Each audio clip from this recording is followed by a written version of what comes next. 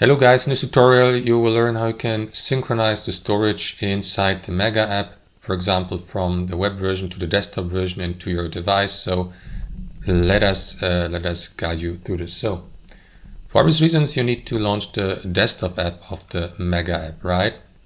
And from there guys, what you want to do is you will need to navigate to the settings. So if the Mega app is running on your desktop computer, access it here in the bottom right click into the Mega app symbol, and from there click into settings. Here guys, what you want to do is click into the synchronization card here. As you can see, for me it is already synchronized with this folder. If you do this for the first time guys, this won't be probably the case for you, so you will need to set up the synchronization here. So let me just remove that synced folder here and show you how it's done. Click into Setup Sync here, then look for the folder where on your device where you'd like to create that synchronized folder.